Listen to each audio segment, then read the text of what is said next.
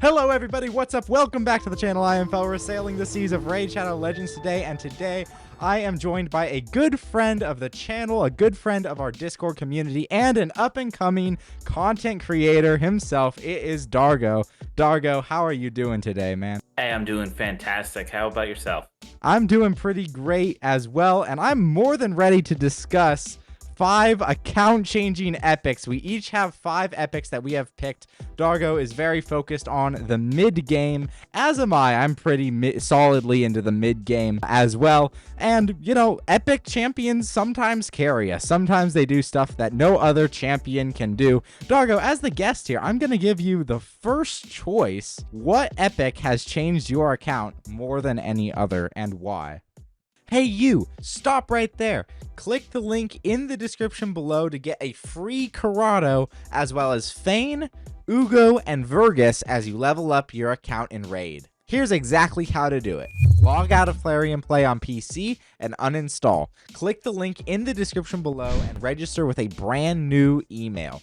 Log in and complete the tutorial. You'll find Corrado in your inbox, as well as Fane, Ugo, and Vergus as you level up. If you're looking for a great start in Raid, this is your chance. Make sure you get your free Corrado as well as 3 free epics by clicking my link right away. I'm gonna go ahead and I'm gonna start off with my man Geomancer. Geomancer was, I want to say, one of the first 20 to 30 epics that I pulled, and it immediately just skyrocketed me into late early game. His reflected damage is by far one of the best passives in the game. Having each instance of damage be an HP burn proc just immediately destroys clan bosses up until about Nightmare. And then if you get a Wixspell team or you get an unkillable, you're easily one-keying that.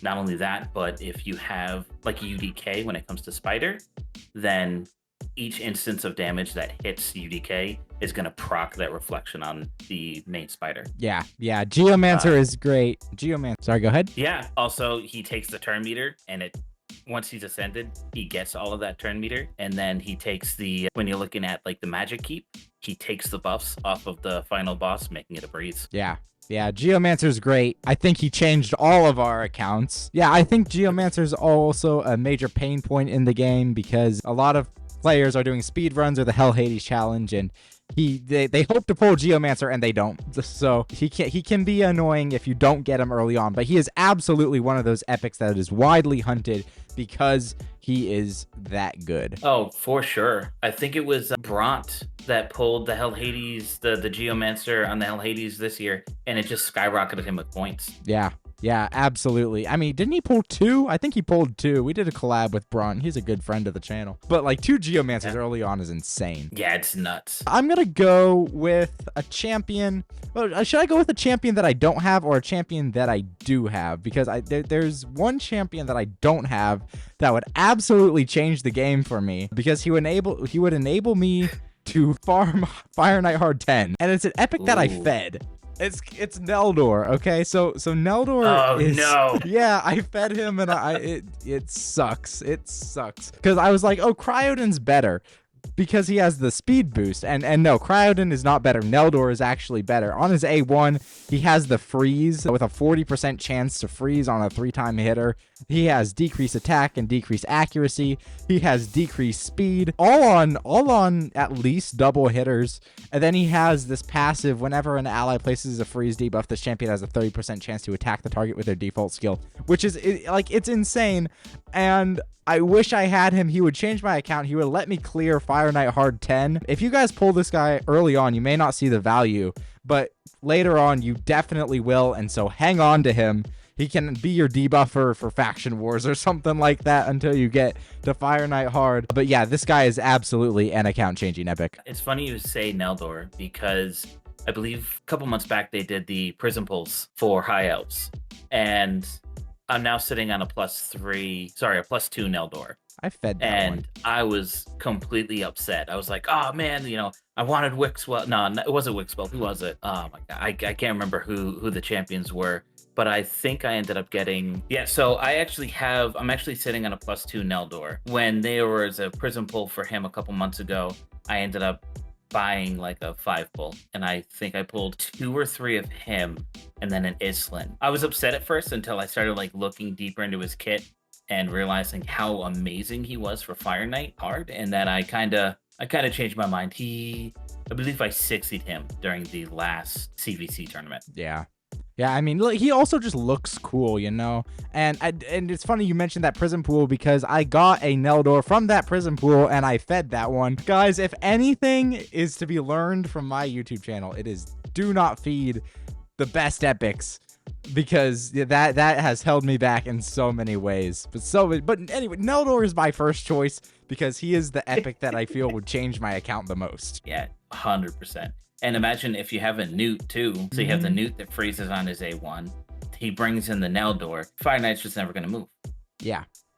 See, I have Yakarl. I'm more than happy with Yakarl because he's a really good nuker as well. He's got decreased speed, so he can debuff. He's got the freezes on every single skill. So I like my Yakarl. So it's Yakarl and Neldor, and I'm chilling. Yeah, I think I'm 1 week away from Yakarl. Awesome. Him from the clan shop, and that's gonna be a good one. Possibly, I'll keep him in the inbox until PR CVC.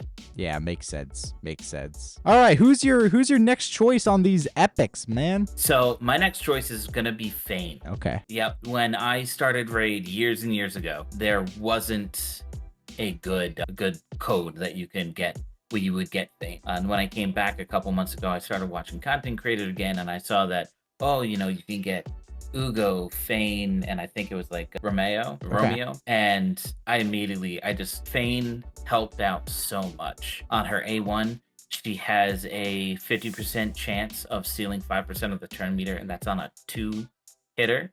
So you're taking 10% of the turn meter. Her A2 has a poison and a decrease attack at 100%. So now you're talking clan boss hitting him with the A2, you get the poisons out, you get the decreased attack out. And then for the A3, she has the decreased defense and the weaken at 100%. So you're hitting harder, you're poisoning, so you're getting the HP percentage procs, and then you're stealing the turn meter. This is what helped me out a lot during Fire Knight. Once the shield gets down, she just does the A1 and the A4, and you're good to go.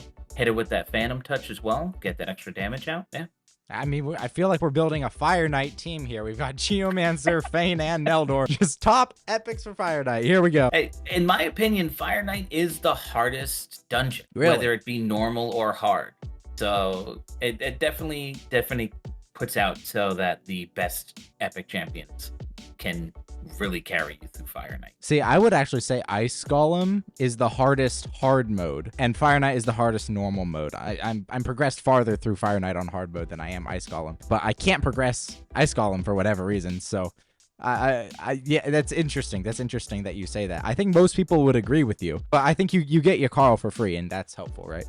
I mean, you need a good HP burner like a Fenix to have the block on revive for the Ice Golem. Yeah. See, I don't have a good HP burner outside of Ninja, so that could definitely help me. It could definitely help me. Phoenix, we're gonna choose him as the next one. All the epics that I need for progression. No, let's go with an actual epic that I have that I actually think is pretty account changing. It's gonna be Yuzin. Now, he may not be the most account changing epic ever, but this dude does so much, and he's awesome. So A1 attacks one enemy, transfers a random debuff, and then heals by 10% max HP. And then AoE removes 2 random buffs, heals this champion by 10% of their max HP for each buff removed by this skill. So, what is that? Potentially removing 10 buffs, so healing for 100%. And then he has the A3, removes 1 random debuff from all allies, heals all allies by 20% of this champion's max HP, places a block debuff buff on all allies for 2 turns, and then his passive spreads any surplus heals to allies. Like, this dude is an insanely good support. He does a little bit of everything, a little bit of healing, a little bit of cleansing, a little bit of buff stripping. He can block debuffs, he can heal himself, and then he can heal. Like, the dude is insane. Maybe not the most account changing epic in the world, but I love him, and he's new, so I don't think a lot of people have gotten a chance to play with him yet, but this guy does a lot. Yeah, and if you look at the Skinwalkers faction, there's not a whole lot of really good healers that also do block buffs. And I believe he's got what 22,000 base. So he's really easy to make tanky so that you can do those surplus heals on the entire team. Yeah, for sure. And he is HP based as well. That A1 is just so good. Healing by 10% every single time. I mean, his cooldowns are, a 4-turn and a 3-turn cooldown. So he's going to be A1ing a lot, which is more healing, which means more healing for your team. Like, it's a very well-designed kit. Yeah, that A1 is very reminiscent of, because I believe Pythion does 5% on a 2-hitter on his A1. Okay. Yeah, and Korugar as well. Korugar was absolutely a count-changing legendary for me, and he heals by 10% on his A1 as well. So I like that kind of A1. It's very good. Yeah. Again, may not be the most game-changing, but he is a great support. He does so much that you need just on a smaller scale, I'm waiting for the next PR so I can pull him and I can actually start progressing my Lizardman faction war a little bit more. Yeah, fair. Yeah, he's so good. He and Wukong just carried the crypt. Yeah, and I mean, you throw Fane in there as well, so that Wukong is able to do more damage. It's just, Fane starts in with the A3, Wukong goes in with the A2, everyone just goes down. Yep, absolutely. All right, who else we got on our list here? We both chosen 2 now, right? Yep, so for my third, I'm going to go with my campaign farmer, and that's going to be Skullcrown. Yeah. All right. Let's see. What's Skullcrown? What's going on with Skullcrown here? So Skullcrown, it's funny. I actually got Skullcrown before I got Belwar. So she was my first Void Epic, and just looking at her kit, attacks all enemies. On her A1, places an extra hit if the target has more than 50% HP. On her A2, it attacks all enemies again, has a 50% chance of placing a weaken debuff, and that goes up to a 75% chance, and that's on a 4-turn cooldown. Her passive is what really helped me farm the early stages of campaign, and that's the first time she's supposed to die, she gets an unkillable. Or sorry, the first time she drops below 20%, she gets an unkillable. And that's on a 4-turn cooldown. She also has a partner, Sinesha. So if you get her and Sinesha on a team, then she'll revive with 30% HP on a 6-turn cooldown, I think it was. Yeah, 6-turn cooldown. So if you're looking at 3v3 teams, have her and Sinesha. And Sinesha's ability actually partner with her to where if they're under 50% HP, she does another attack. Yeah, that's awesome. I know Kurodor uses Skullcrown. I don't have much experience with her, but by all accounts, I mean, she's great. And really good for faction wars as well. The only bad thing about her is, in my opinion, is her animations take too long. So instead of doing a 7 to 8 second 12-3 or 12-6, she's doing like a 9 to 11. Gotcha. Yeah, that can be annoying. All the people who are end game accounts trying to get 10-second runs, and they can't because of the animations of Newt or whatever. Yeah, hey, I think that's the only bad thing about Newt is the long animation times. Which, I mean, if that's the only bad thing you can say about him, then there's not really much to say. Yeah, for sure. Should we stick in the same faction and go with Sabbath? Should we stick in the same faction and go with Whisper? Like, there are so many account changing epics. We could go with another one that I haven't played a whole lot with yet, and not Skinwalkers. We go with Seer. Like, there are so many, fantastic epics, You just pulled Seer too, didn't you? I just pulled Seer, and I haven't built her yet. She's sitting at 50, and realistically, she can probably do the job at 50 because she has enemy max HP on the Karma burn, and it's not based on any other stat, so you just scale crit damage. But yeah, now the question is, do you have a Prince Kymar? I do have a Prince Kymar, yes. Oh, you have wave content down then. Yeah. He is so good. He's in Arena. He's in Supersonic for Arena. So there's the strip there. You could go Seer, right? You could go Ugo. Ugo is a fantastic epic champion. I think it depends on which area of the game you're talking about. Yeah, but I mean, this one's on you. Yeah, it is. Well, there's a bunch of champions in download links. So if we go with from a download link perspective, I think we have to go Ugo because she's in a lot of download links and she's usable right through to the end game with the leech, drop defense and block buffs, with the heal. And she has a weird passive where she puts increased speed and block damage on herself when she's the last one standing. Drop defense is such a crucial debuff, especially early on when you're lacking ignore defense and whatever. And you need her revive if she's the tankiest one on the team. Put her in a regen set, right? And then, of course, this heal reduction cleanse is very nice as well. And then the A1 leech is usable. She's usable pretty much everywhere in the game. Wave content early on. Hydra is where she shines. She does a lot. And she's fantastic. I think we got to go Ugo. And nothing feels better than getting the Ugo revive. When everyone else is down and you see that Ugo still has her heal up and you're like, yes. Yeah, for sure. I got to say that's a solid choice. I still use Ugo. I have a +4 and I believe I have a +2 and I still use Ugo in both my Hydra. Yeah, that's more than fair. I have one key left at the time of this recording for Hydra, and I think Ugo has to make the team. I've been experimenting with a couple different things, but I think Ugo has to make the team. Block buffs, drop defense, heals. That's 3 different roles that she covers for Hydra right there in an epic champion. So she is absolutely fantastic, and you can get her through so many different download links. She's definitely worth picking up. Yeah. And it's funny too, because in that Hydra team actually has my 4th pick. Oh, does it? Yep, good old Royal Guard. Royal Guard, yes. And we're gonna do a video on your channel, which is going to come out at the exact same time as this one, so that'll be linked in the description below, guys. Where we're gonna talk about Royal Guard. All right, Royal Guard, my guy, fully booked. Yeah, Royal Guard is an amazing champion. You have the 65% chance for decreased defense on his A1. Okay, you have the A2, sorry, which is an enemy max HP, which is an AoE enemy max HP. So you're looking at things like Spider, just completely delete Spider, wave content, any boss essentially. And then you have the decreased speed. Now, the only thing I don't like about this is it's attack 4 times at random. But once again, if you're going for like Hydra, or if you're going for content, even like the Chimera, then it's going to be good to go. And that is at once again, a 75% chance. And also it has a 60% chance booked up to 75 of decreasing the target's turn meter by 25%. So you look in Spider, things that can actually have turn meter control, it's good for that. Yeah, absolutely. Another Fire Knight champion on the list. A very good Hydra champion as well. Funny enough, I've never used Royal Knight for Fire Knight. Royal Guard for Fire Knight. Never used them. Yep. I think he's fantastic. I've used ally attack champions so that I can get the decreased defense and the turn meter reduction. But I've always had Royal Guard speed tuned for Spider, so I didn't want to ruin them. That's fair.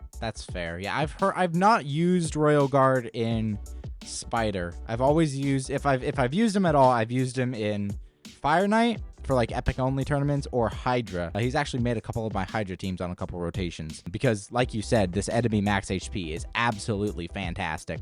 So I'll have to experiment. Maybe we can throw Queen of Hearts in there and then nuke everybody with the A2. I really wish that I had the chance to get the Queen of Hearts. I have the resources ready to go that day, but when the servers went down, I wasn't even close to even top 10, so I didn't see the reason for me to send in and be like, look, I had 20 sacreds. Yeah, that's fair.